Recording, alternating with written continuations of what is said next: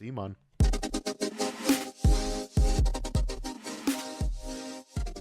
What have you been playing? The game that I want to be able to talk about is a game that I've had since after Gen Con last year, and I just got around to playing it this past weekend, and that game is Welcome 2. Welcome 2 is a flip and write, I think is what it's called. Not a roll and write, it's a flip and write. So let me explain. Welcome 2 is a game published by Deepwater Games. The designer is Benoit Turpin, with the artistry done by Anne Heidsieck. So in Welcome 2, you are an architect of a neighborhood, and your objective is to be able to make your neighborhood like the most successful neighborhood in all of the land. So you get a sheet that has this neighborhood and 3 different streets or lanes, each having like a house that has yet to be occupied. And then you have a big deck of cards. And in this big deck of cards, you separate them into 3 separate decks of 27 cards each. And on one side is going to be a number from 1 to 15, and on the flip side of that is going to be 1 to 6 different types of actions that you can take.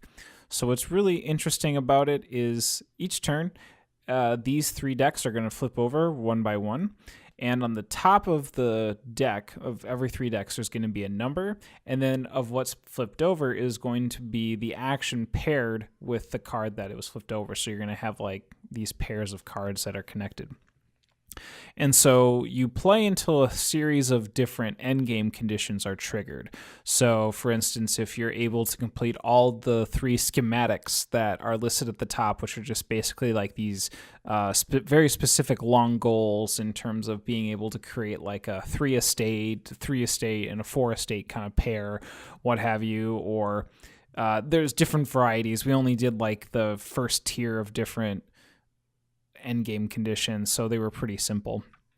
You get points listed off them that you mark down on your sheet.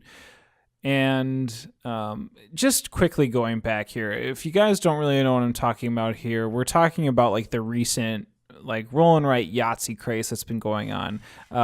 Specifically, Ganz Schon's Clever, that's really clever in German, has been super popular last year in 2018, where you roll some dice and you kind of pick and choose in terms of what you feel has the most points given that specific roll, and you just keep rolling until you hit these endgame conditions, and then you score up your points, and whoever has the most points wins. Well, and again, like in this game with Welcome 2, you're doing the same thing, but with a deck of cards instead. So that's the kind of twist on that whole take. And there are many other companies now that are doing their own types of roll and writes, flip and writes, so many different ones. It's ridiculous.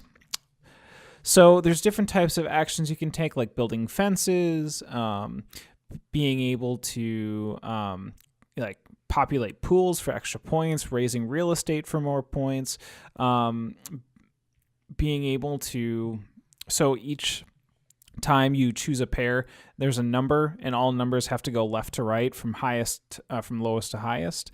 And so sometimes if you want to be able to have a similar number on a street, you have to use the BIS, like mailbox action, in order to do that, but you lose a point. And then there's like one other thing that you can do: real estate, pools. It's like the warning construction sign. You can kind of modify the card that you're given, the actual like number, like up to 0, 1, or 2, up or down. So you can kind of modify that as you see fit.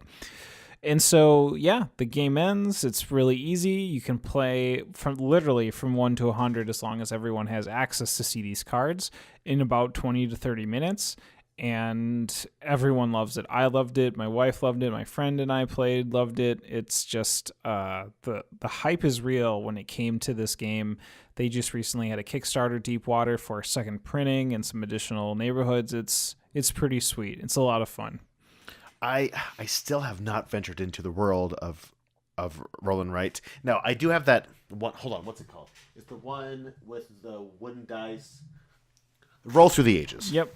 Sure. And I love that one. That's like I've had that one for a few years, and I dig it. I haven't played it in a long time, and so I've been hearing about all these, and I think they would just like, they would fit well with family. I think when I take games over to play with family, I think they would work super well.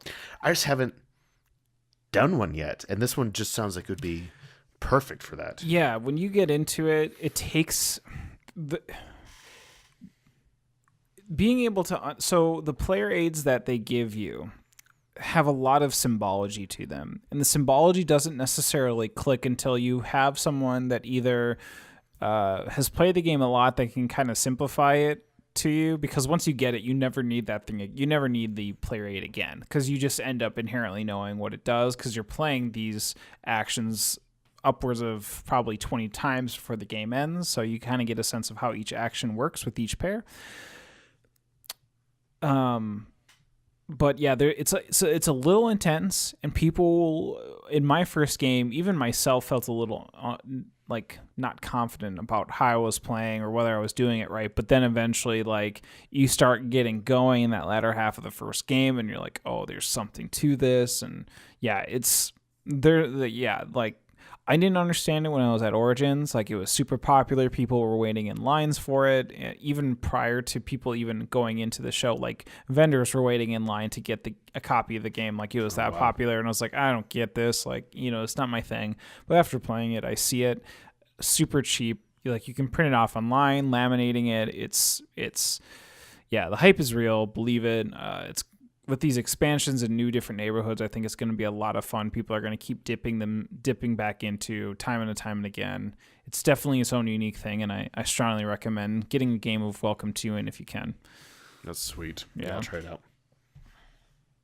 Cool. That's awesome. That's Welcome to by Deepwater Games. Indeed. I forgot to say the designer of my game. Michael Chanel? Yeah, it's him, if you were wondering. Hey, if you were to name... so you don't necessarily need to play the game, but you can name your town. You can name your little neighborhood. What would you name your neighborhood?